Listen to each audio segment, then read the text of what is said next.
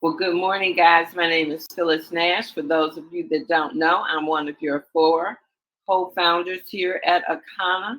Really glad to be here. I am in Chicago. The sun is shining brightly. It seems like it's going to be a beautiful day. And we're going to get started with our own wonderful, phenomenal Dr. Roz, DJ Roz, VP of Communications, servant leader for all of Akana. I can go on and on and on. I am just so flat out excited to be in business with such a wonderful couple as the Belts. I can't tell you enough. And they've been here from the beginning. She has been serving, sharing, leading. And now this morning we have the pleasure of hearing her. I hope you have pen and paper to write down the nuggets that she's going to drop this morning. Dr. Rod, I'm going to take it away.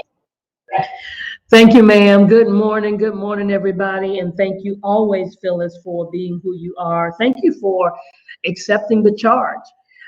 There was a place, there was a time that charge was laid upon you, and you said yes, and you didn't have to, because with the success that you've already had in your life, you could have, like Melissa said, she was on her way to Argentina. Well, you could have just been saying, okay, I did enough. But thank you for not having done enough that you could be in our lives.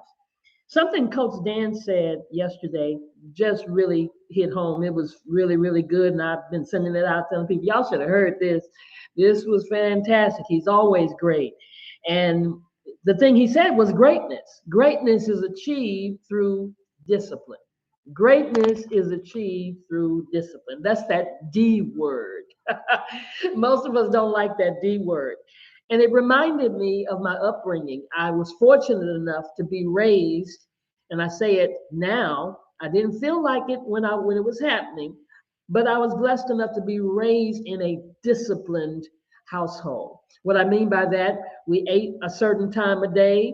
When my father came home from work, we sat down and ate dinner together as a family, the three of us. I was the only child at that point. I took piano lessons from the age of 6 years old, and my mother made me practice my piano. Didn't know that I was learning discipline, but the part of that is that she made me. See, and that's the difference between where we are and where I was then. I was a child. I had no choice. Well, you say, well, we always have a choice. Well, I guess you're right. The choice of doing what she said or getting a whipping. I don't know. I don't know what kind of choice that is, because it wasn't about a timeout kind of thing. It was gonna be it was gonna be a real whipping. So then I have to ask you the question, on a scale of 1 to 10, what is your level of discipline? Rate yourself. No judgment. Rate yourself. Are you a 1, which is having none, or 10, which is having perfect? Don't fool yourself. Don't come up here and tell me I got 10. None of us have 10. Okay. So we're somewhere in between. Hopefully you have some. And I shouldn't say hopefully, because you do. Everybody has some discipline, because you brush your teeth every morning. There's some things you do every single day habitually. But a lot of times, our biggest problem is that we talk about our weaknesses instead of working to improve them, because not improving them and talking about them is just, to improve them is uncomfortable. Like we have weaknesses like, well, I'm just unorganized, or I'm always late, or I'm just not technical. I mean, I could go on and on, et cetera, et cetera, et cetera. But what we really need to do is rewire our brain. How many people know? How many people we run into as wellness coaches, we know they need to detox, but they don't do it? Why? Because it takes effort, it takes work, it takes discipline. There lies why everyone doesn't win a championship or even get to the finals. There's a thing called knowing versus doing. I heard our midwife tell us the other day, saying something about, we've heard a lot of information, we hear it right here, but there's a gap. It's called the knowing doing gap. And see, the knowing doing gap is a disconnect between knowledge and action. See, the bottom line is knowing is not enough. Faith without works is dead. Doer of the word, not a hearer only. Let's go to the Bible, right? It's easy to know and understand what we should do. We know we should exercise. We know we should sleep more. We know we should eat more whole foods. We know we should be kind to everybody. We know we should save more money. We know we should have gratitude. We understand all of that on an intellectual level. And what we should do, we know that, what we should do. Yet, we don't always take the next step. For example, we believe overall health is a great idea because that's what we teach, right? But are we actually doing it? Am I sleeping 7 to 8 hours a night?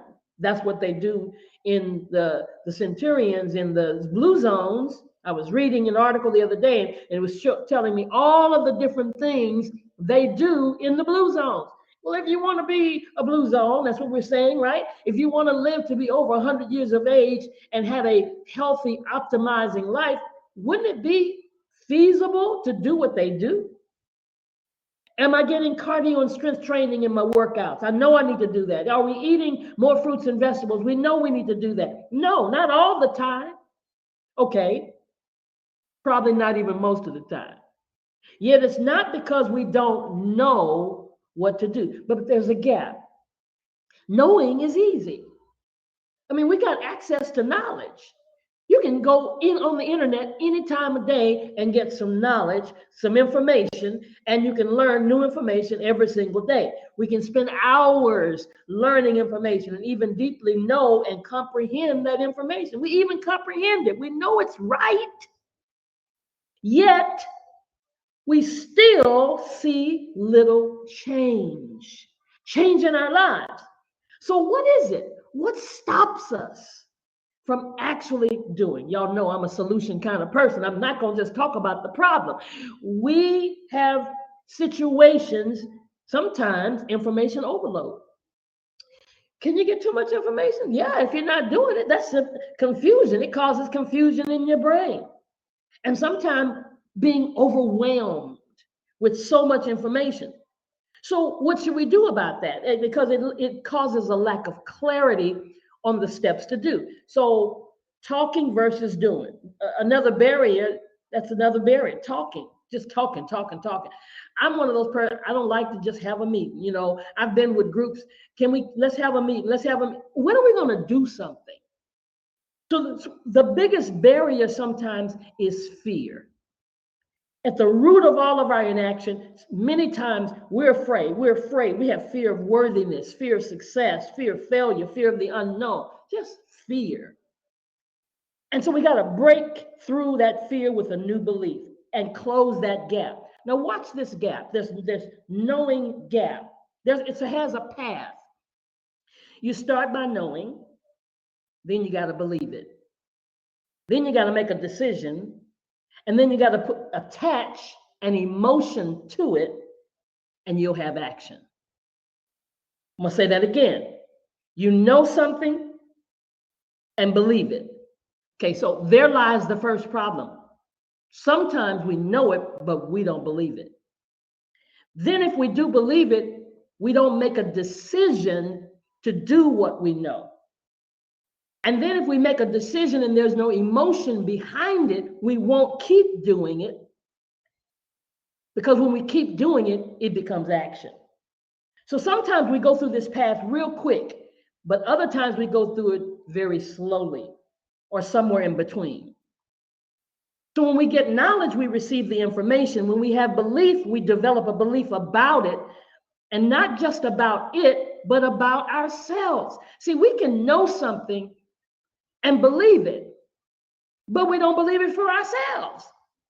Like the man in the Bible, he said, Lord, I believe, but help my unbelief. In other words, I know it's true, but is it true for me? Is it true in my life? Am I able to do it? See, until we know that we can do it, and that's what we hear every Monday through Friday when we come here, doing our best to empower you to know that you can do it.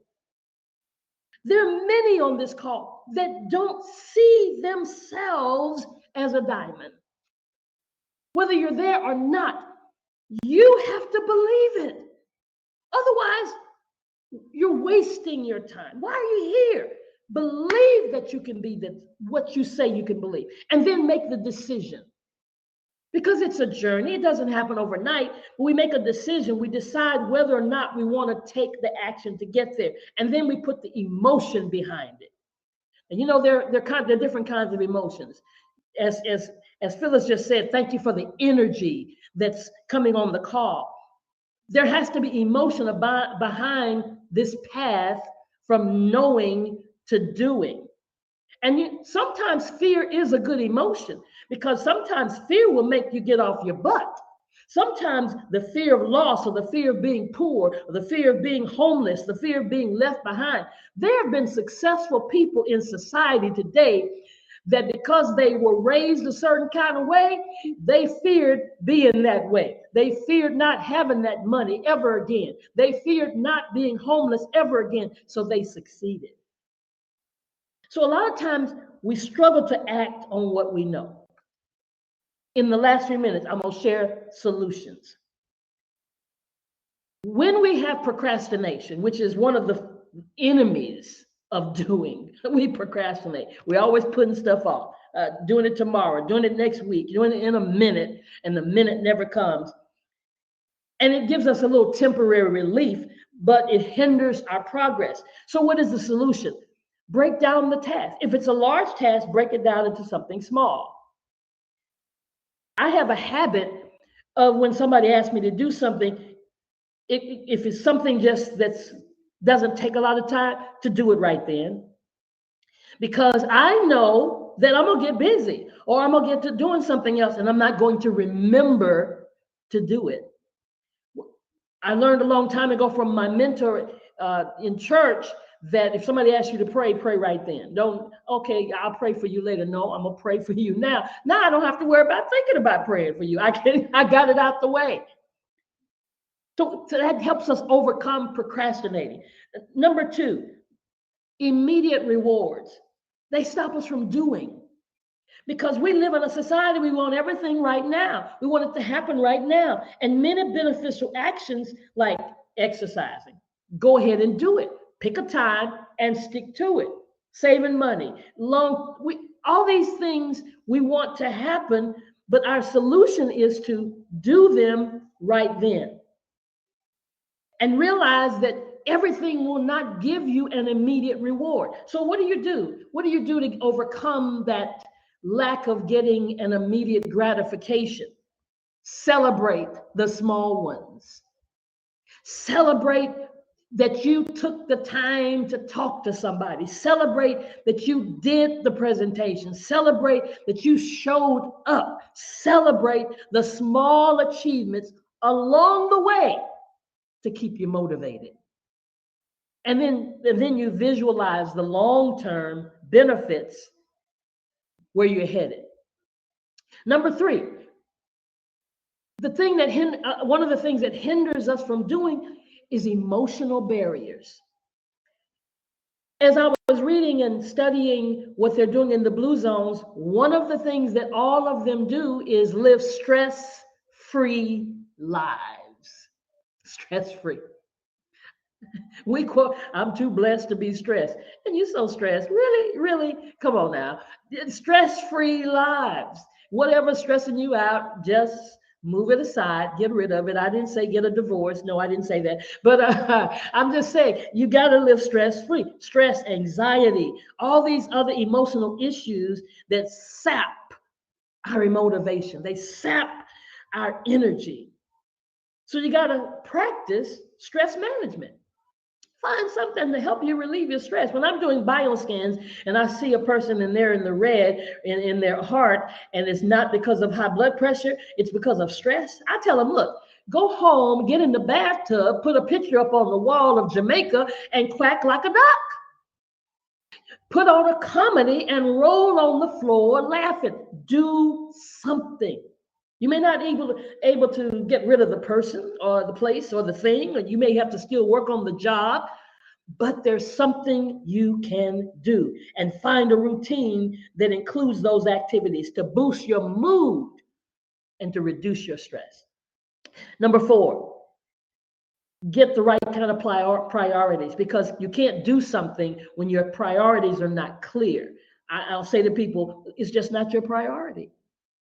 When it becomes a priority, then you'll do it. But if it's not, if it's down number 10, it's not your number one priority. See, you're here this morning. Why? Because it's your priority. I share with some of my team members, if you're not here and you don't go listen to the recording, it's because it's not your priority. I mean, stop fooling yourself. It is not your priority. And number 5, we haven't developed it as a habit. You can't do something that's not a habit. My mama made me practice, and it turned into a habit. I mean, it was like slavery with a whip, but it was still a habit because she made me do it. But you got to start making habits, one habit at a time. Number 6, you got to have willpower. Willpower is a finite resource. So what we have to do is, to be able to do certain things and have the discipline to do certain things, is attach it to something you already do. What do I mean by that? If you're having difficulty doing a certain thing, attach it to something that you always do. You always brush your teeth. You always shower. You always cook. You always drive. That's the perfect time to listen to a training or a teaching, or to get yourself empowered by attaching it to something that you automatically, habitually do. And then number 7, support.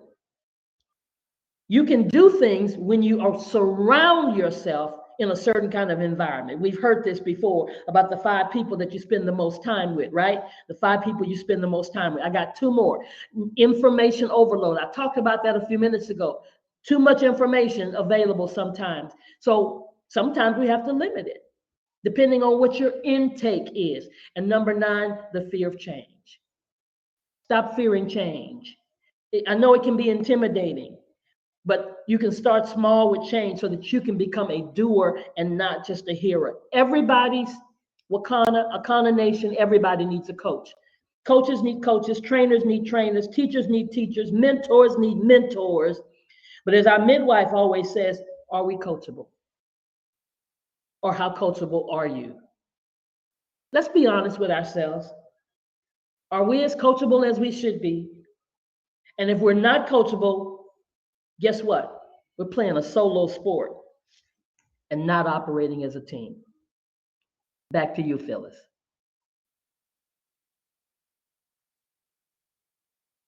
Wow, Dr. Roz, thank you for all those nuggets. I hope you guys took notes, because she highlighted the issues, but she gave you a solution. That's what you need to do. Don't think about it. Go be about it. Use those solutions to take you and yourself and to a whole nother level, because she gave you some real nuggets. So with that being said, guys, I'm going to let Mooney talk about on Friday night one more time, in case you here in Chicago, or if you're nearby, weren't able to get your tickets yet, or you don't know about it. Mooney, you want to talk about tomorrow night and what's going on for parents? Okay, he might be there, but he might not be able. There he goes. Take it away, Mooney. Hey, Phyllis, can you hear me? I can. Awesome. I'm super excited about tomorrow. We have our all purple party. The flyers and everything are out swinging. People are buying tickets. $40 a ticket for those who just want general admission. That's going to include so much food. We have Prince Trivia. We have prizes. We just have so much going on. And it's all dedicated towards celebrating Geminis, actually. My mom's a Gemini, so she's super excited about coming. She's inviting all her friends. Distributors, come on out. Let me tell you. And the caveat is that I've been watching this CV growth, Phyllis. Like, everybody who purchases a ticket that is a distributor or sells a ticket is actually contributed towards their CV, which means what? It's actually contributed towards that contest. So I'm excited about that. But I never rock with Prince, but I'm telling you, I'm trying to figure out how I'm gonna walk in there and pull off this purple passion. So I love to see who shows up. We're gonna party like it's 1999. Back to you, Phyllis. Okay, guys, I can't wait to see what he's going to come up with. So with that being said, guys, go out and push and see you back here tomorrow morning. Bye now.